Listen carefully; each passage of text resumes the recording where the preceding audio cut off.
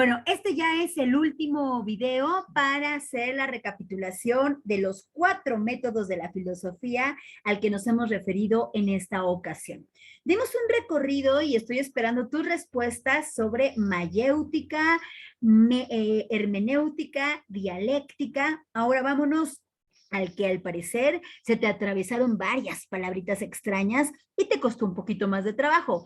Me refiero a la señora fenomenología y a un autor que evidentemente es fundamental del siglo XX para entender esta idea y esta intención de volver a la filosofía, una ciencia rigurosa como las matemáticas, y a partir de ahí entender los fenómenos que ésta estudia, que esto trabaja. Bueno, vamos a ver qué es la fenomenología y aprovechemos para ver conceptos como noesis, noema, epogé, indubitable, solipsismo. ¡Ay, qué es eso! Por favor, autores, palabras domingueras. Así es que les tengo una presentación que me encontré por acá en la vida virtual. La verdad, bastante bonita, ¿eh? Déjenme ver si la veo aquí a la mano, porque me parece que de alguna manera puede, para que tú tengas una revisión de este video varias veces, puede darte algunas pistas importantes de cómo pensar la fenomenología. Así es que, a ver, comencemos.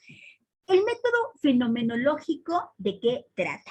Es el método que, por eso lo dejamos hasta el final, porque la idea de entender a los fenómenos, la necesidad de explicar la naturaleza de las cosas, la esencia, no es nuevo, por supuesto. Ya tenemos a los antiguos, que ya hablamos mucho de ellos, griegos clásicos. La idea, por ejemplo, de Aristóteles de entender la esencia. Eso, que si tú se lo quitas a un objeto, deja de ser un objeto. A esta pluma, despójalo de su tinta, pues ya será lo que quieras, un envase vacío, pero ya no tinta. A un lápiz, quítale su grafito, deja de ser lápiz. O al tabaco o al cigarro, quítale su tabaco, deja de ser tabaco. Es decir, quitarle la esencia o hablar, perdón, de la esencia es una reflexión filosófica que ya tiene bastantes siglos. Pero a finales del siglo XVIII, principios del XIX y sobre todo en todo el siglo XX, hay una corriente de la filosofía llamada filosofía de la ciencia, filosofía analítica, que ha querido explicar desde otra perspectiva la naturaleza, la esencia de las cosas, para así poder encontrar una verdad en lo que ellos llaman los fenómenos. Atención con esta palabra.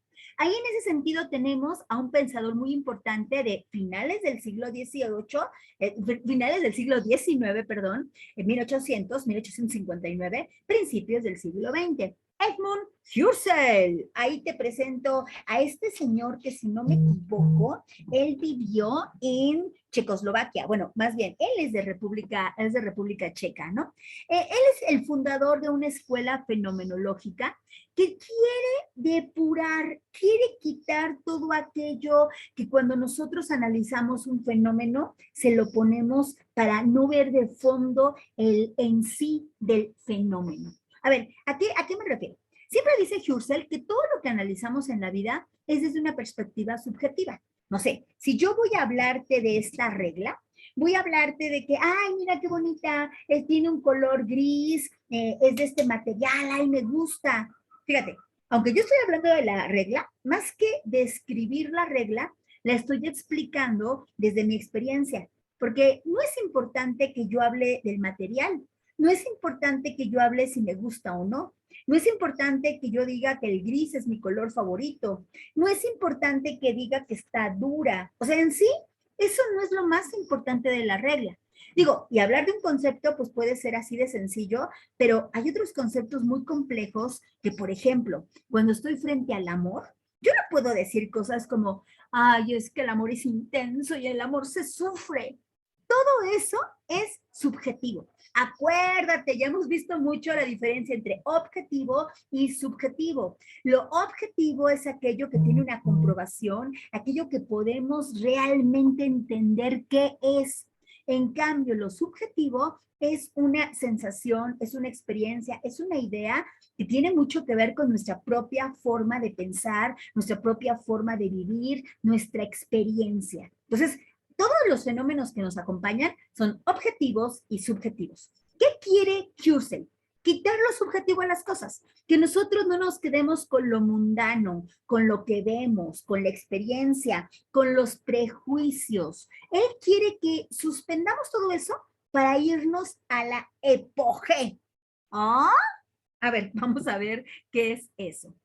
Bueno, el método fenomenológico es una teoría que hace énfasis en tratar de entender todos los significados del mundo. Quiere entender de la esencia de la paz, la esencia de la libertad, la esencia de la humanidad. O sea, no quiere nada más hablar de por qué existe la violencia en México. No, él quiere entender qué es en sí la violencia. Por eso, en esta forma de entender el mundo, la razón aquí es el primer paso. Así como hemos estado hablando de características y los pasos de cada uno de los métodos, pues hablemos del primer paso de la fenomenología. El uso de la razón, del conocimiento, del intelecto. ¿Para qué? Para tratar de ver el fenómeno. ¿Ah? El fenómeno es la cosa en sí misma. Lo que quiero analizar es la taza. No me importa el material, no me importa el color, no me importa su forma. Quiero saber qué es una taza. Quiero saber qué es la libertad. No si yo me siento libre o llegar a las 4 de la mañana a mi casa es ser libre. No.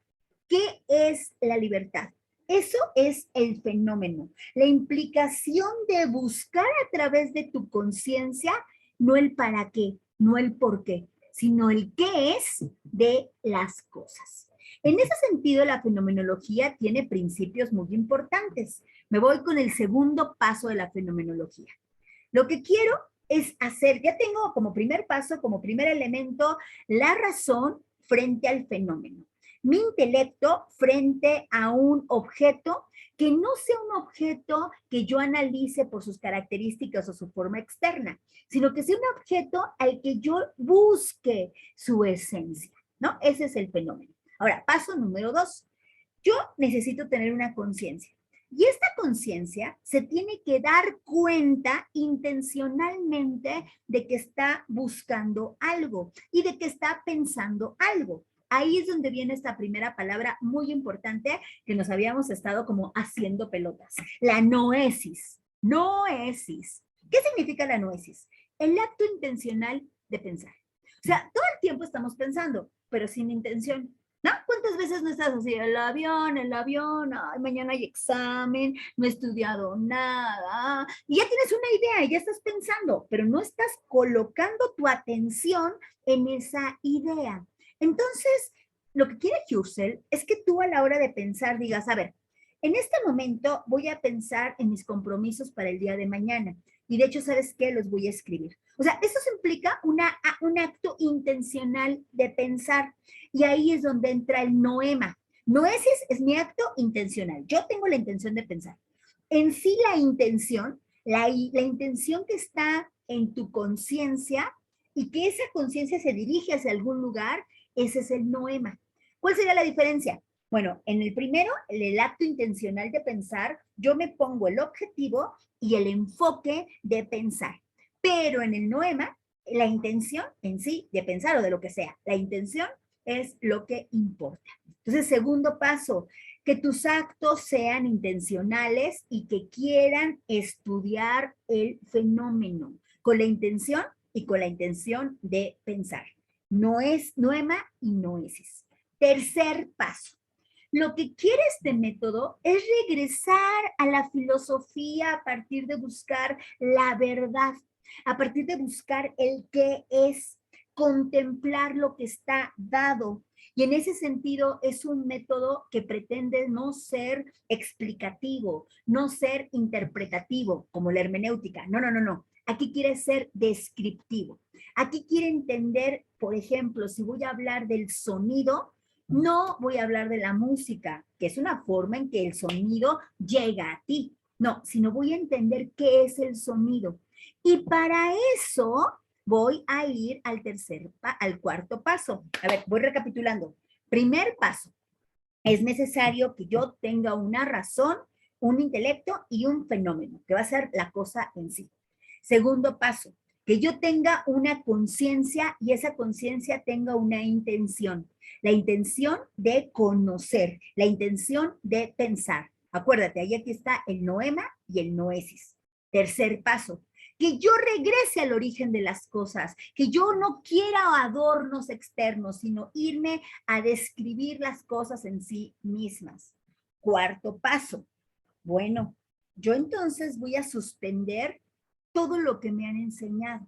Me han dicho que el amor, regresando a ese ejemplo, el amor es dolor, el amor es pasión, como dice el príncipe de la canción, es que querer es sufrir, no, querer es gozar, amar es sufrir. No, no, no, ¿sabes qué? Todas esas ideas que me han dicho de las cosas, las voy a poner en cuestionamiento, las voy a sacar. O sea, ¿qué va a ser la epogea?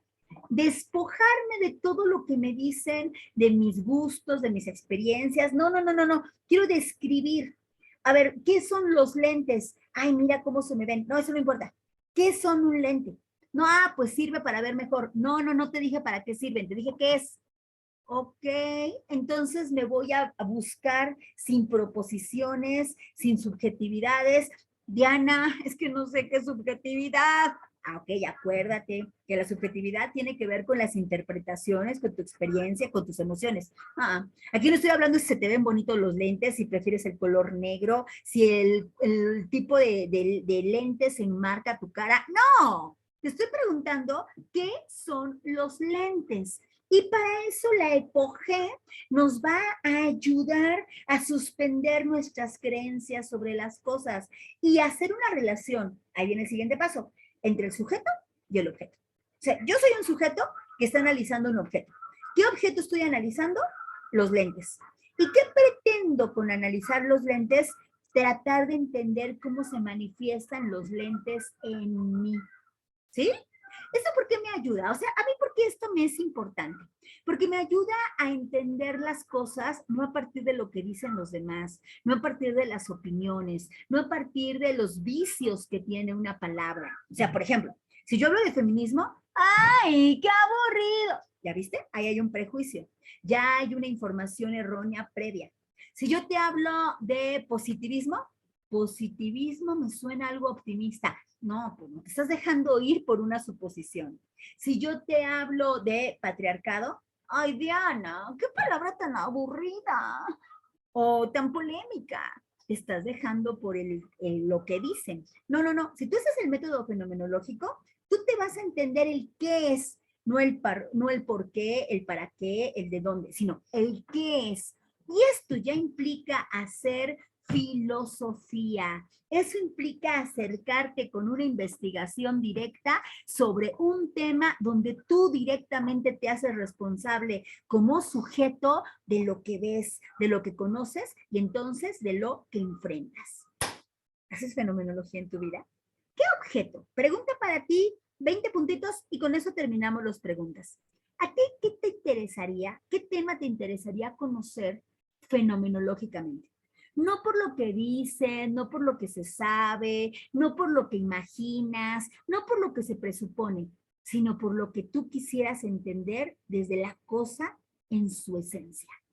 ¿Será acaso la muerte? ¿El futuro? ¿Qué quieres investigar fenomenológicamente? Bueno, aquí dejamos los videos. Se acabó. Ponte a estudiar. Bye, bye.